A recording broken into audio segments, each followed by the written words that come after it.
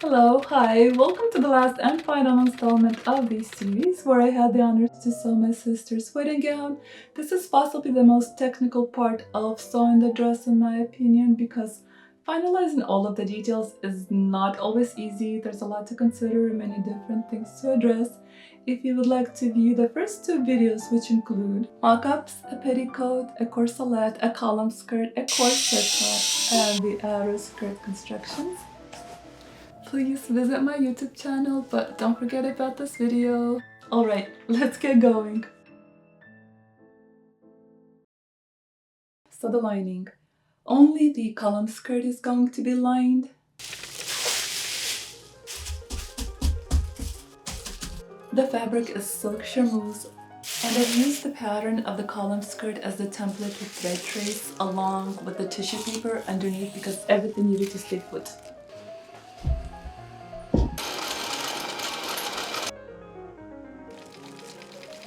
The lining needs to be a tad bit larger than the skirt itself to prevent any pulling or tightness. So about 1/4 of an inch on each side, maybe even less. And then in length it also needs to be longer. So in theory, sewing lining is exactly the same as the actual garment, but it can be a lot more finicky and sometimes noisy depending on the fabric and the method used. When I was finally convinced that the fit is right, I really needed to move on.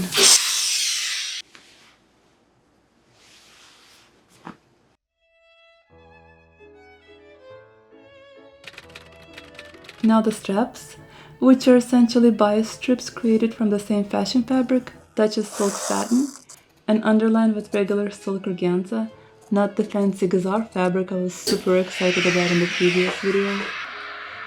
They were created similarly to how the double fold bias tape is made, except I've hand sewn the two folded edges together with a tiny invisible stitch.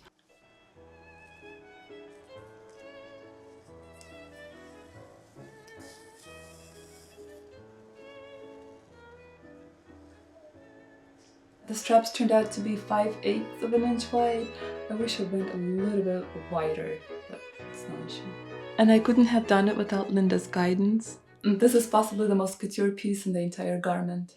The pattern was created out of tissue paper and made exactly the same width and length that the waistband of the overskirt needs to be. This tissue paper is now tailor-basted onto gazar, which will serve as the understructure and help the waistband sit nicely. The fabric is then cut down to the size of the tissue paper and pinned to silk organza, which has some seam allowance all around and will stabilize the fashion fabric. The gazar is then attached to the organza with narrow parallel stitches along the waistband. Tissue paper is then removed. It took a while. All of this is then carefully pinned onto the actual Duchess silk satin. Okay, hold on.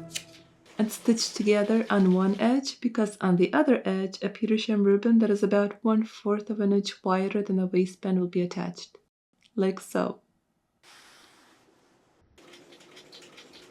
Then it's folded back and pressed. So this is the Petersham ribbon, which is the back of the waistband. Then we have the stabilizer, which is gazar stitched to silk organza, and this is the fashion fabric. Now it's time to test how the waistband is going to sit on the body. Alright, so here's the top, which I've sewn and stretched into this dress form, then steamed it.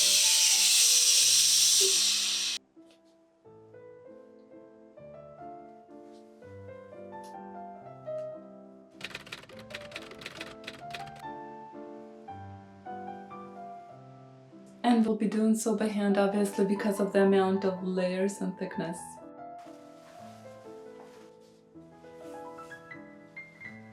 I'm using heavyweight silk thread and very small stitches to attach the waistline of the overskirt and the petticoat together, which will further reinforce all of the layers and help prevent them from wandering off.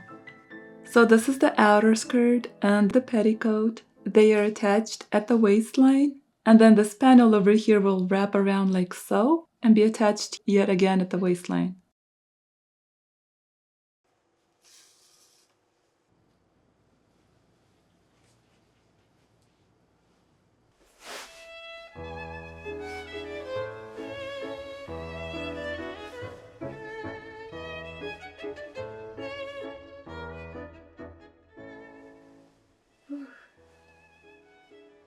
Now onto the actual waistband, where the facing of the fashion fabric will be sewn on first, by hand obviously.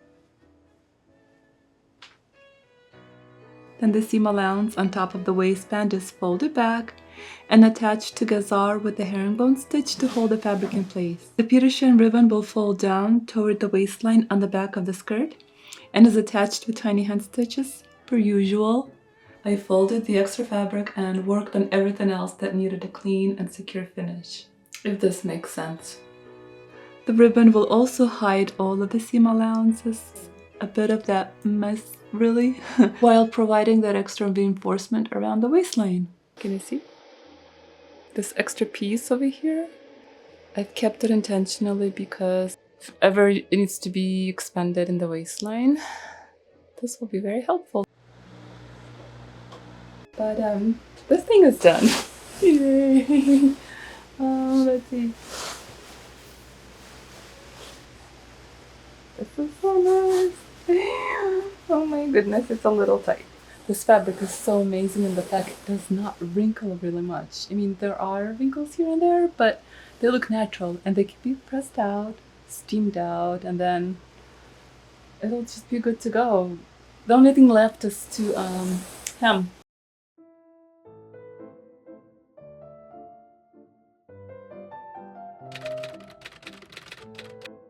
The top is now ready to be attached to the skirt, but beforehand, I want to make sure that the zipper is set properly. The front looks great, and possibly where the waistline hits. A few unsuccessful straps were made because the panels were not cut on bias. I didn't know what I was doing. But they were helpful to figure out exactly where the skirt should hit. Anything can turn into a useful tool. A tracing paper has been used to draw out the location of the waistline on one side so that it can be replicated onto the other side of the top. The waistline is then thread traced and the thread is used as a guide to mark exactly where the skirt needs to be attached. The two garment pieces are hand basted together. Phew. So you typically want to sew from the side seams to the center front and then from the side seams to the center back when attaching the top and the skirt together.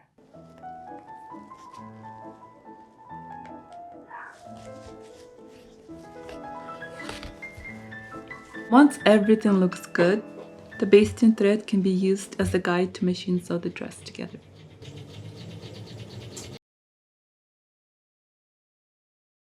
And here it is, the dreadful zipper can finally be attached. Just kidding, I don't really hate the zipper all that much, but it doesn't mean that I want to talk about it. Every part of sewing is actually pretty enjoyable, even all those closures. It's just a part of the process. And they sure do develop a lot of patience in you.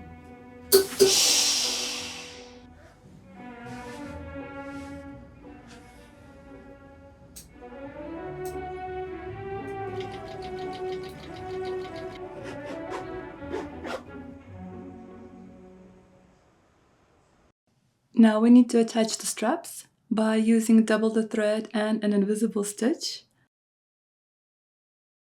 and sew on the lining temporarily. This allowed me to experiment how the lining will eventually be permanently attached. Anyways, all of this needs to be done fast because this is the final fitting.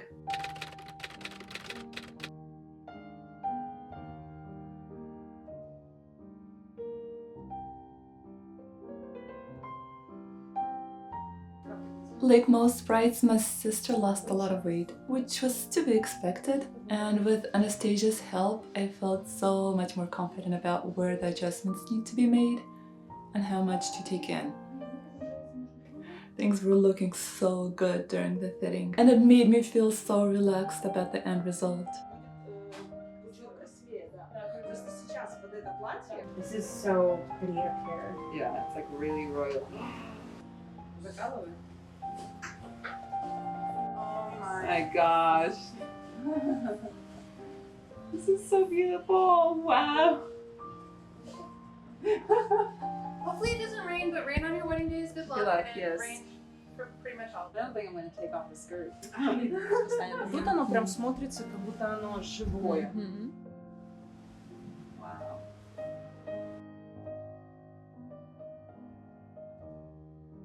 and her name is Ola. Really? Yeah. She sewed her sister's wedding dress as well. And his name is also Olga. Also, what do you think? We beading like this down here, like this? Чуть-чуть и все, а так все будет вообще настолько. Что сидит хорошо, я так больше всего переживала. Ola didn't really like the embroidery we purchased, but that's a topic for a bit later. Ignore the wrinkles here. While she was still in California, I was able to make some of those necessary adjustments and then let her fly back home because this dress still needs to be worked on. The seam lines need to be finished, meaning catch stitch to the inside of the dress, which is the underlining, so that everything lays smoothly. And so I'm going to have to do this to all the seam lines, to all the vertical seam lines on the inside of the dress. And then once that is done, we're going to sew in a tiny little stitch along the edge. I have the biggest fear of like cutting through fabric. I've done it before, and when I worked on this beautiful kimono top that was like all silk, and I've accidentally cut through the fashion fabric. I was able to hide it because thankfully it was right along the neckline, and then there's like a collar. And with that said, I hope this does not happen on this dress because there's no way I'll be able to hide it. So here are the changes made since the very last fitting. I've added a bone to the edge of this panel, took in 1/2 inch on this panel over here, added 1/2 inch to this panel over here, brought this down because we do want the back to be lower, and then brought down the waistline of the top. And here's my only regret. I wish the waistline of the dress was brought down even lower by about 1 inch or so. This would have made the result slightly prettier. I've also narrowed the zipper area over here up until it flares out, and took in about 1/4 inch from the sides as well until about over here. Just a side note, this particular fabric does not retain water stains, so it's amazing. So if you add a little bit of vinegar to the water, spray onto the area where you have tiny little holes like from needles and stuff like that, and then steam and press that area, it removes everything. The holes are gone. As for the hemline of the column skirt, I made my life a little bit more complicated. Who said easy is better, right? The plan is to add horsehair to the hemline so that the fabric lays nicely, but I wanted to also encase it in the facing. So pretty much the very bottom 6 or so inches of the column skirt panels are replicated. They should be about 1 inch or so wider than the horsehair, and these panels will be sewn along the hemline of the dress. Right sides together.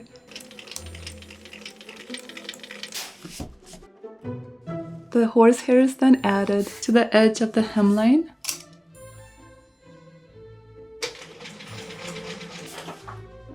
Everything is flipped to the back and carefully encased in the facing. Make sure that you only stitch the facing to the lining so that no thread is visible on the fashion fabric.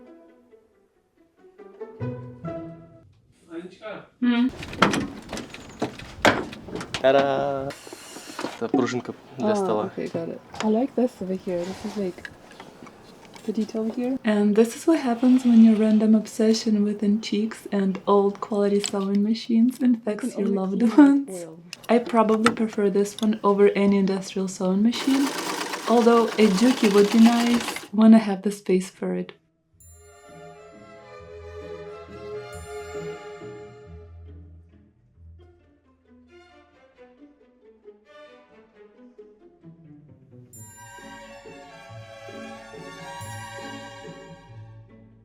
The hem is finished and I have stitched all the seams down as well. Trimmed the seam allowance around the waistline and catch stitched some of this fabric onto the underlining because it would curl. It is all nice and clean, and there's the lining. There we go. I can sew the lining in. I have about 2 weeks left. Should be enough, right? I still don't know how to attach the lining along the hemline. I think I'll just figure it out when I get there, which is not going to be too long from now. So I'm just thinking of maybe catch stitching in it, or like do the blind hem stitch And then maybe to prevent the fabric from getting like soiled, I will add a dust ruffle if I have time. Yeah.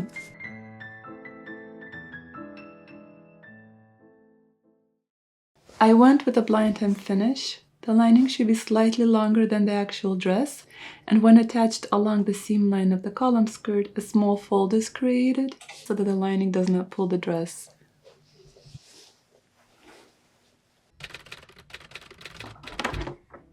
Now onto the hemline of the overskirt. There's not enough fabric left to create a facing, nor am I crazy enough to tackle such an endeavor. Where is the beginning? Where is the end? So it'll be attaching the horsehair regularly, which is a lot of work as it is, because of the sheer amount of volume and because I'm cat stitching the loose edge of the horsehair to the underlining, all by hand. Just wow.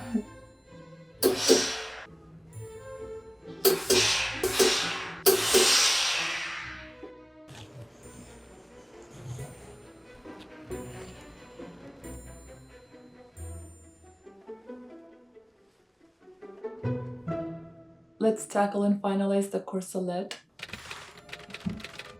by hiding the raw edge along the neckline with silk charmeuse bias tape, and I'm using tiny fell stitches to do so.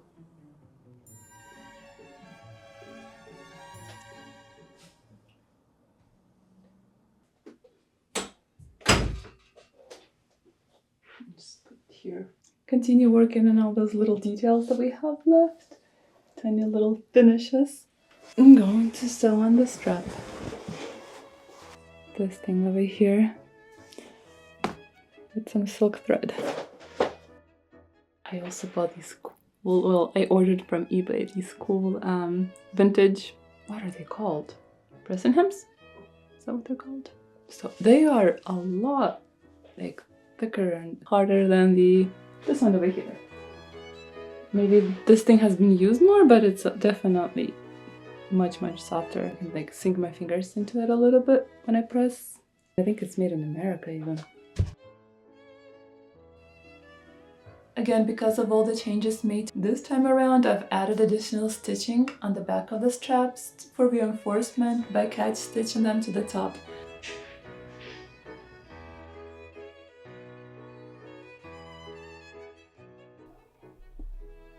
Hook and eyes are then sewn onto the belt as closures, which I eventually changed out to larger industrial kind, which are meant for heavyweight garments. A few rows were created so that the skirt could be adjusted based on how tight you want it.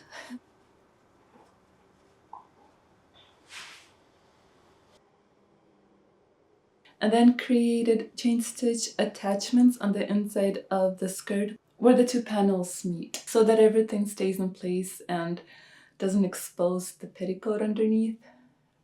Not that I'm not proud of it.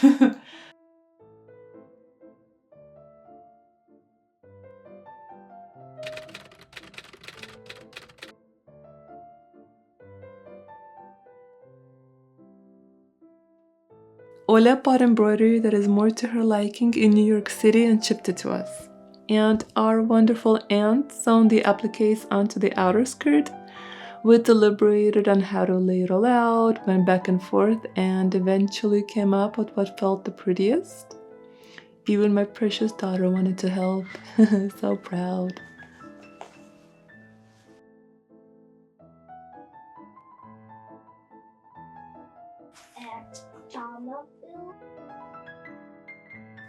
Meanwhile, I went upstairs to work on the neckline of the top by creating the soft roll effect where a bias cut flannel is placed over the neckline of the inside of the garment and stitched to the neckline and folded back along with the seam of the neckline, and the raw edge is then hidden with lace trimming everywhere. I wanted to use something as thin as possible to prevent further bulk and make everything look very pretty. I don't know if I mentioned this or not, but I also shortened the length of the corset, and then I attached different kind of lace, which is shorter, not as long as the previous one, because you could see it through the fashion fabric through the skirt, and this is less visible. Finally, the vertical seam lines of the corselet are hand sewn to the seam lines of the top so that everything is in the right location. And the panels on the corselet and the garment top match up. I'm using a stitch and a ditch kind of approach, but instead sewing by hand.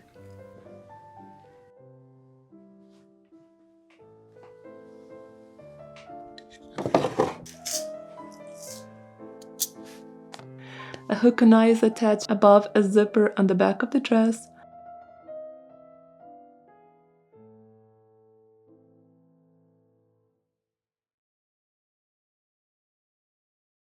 Bra cups are sewn and slightly altered in our case, and because I had a bit of time left, a dust ruffle was sewn and attached to the column skirt and the puffy bit outer skirt.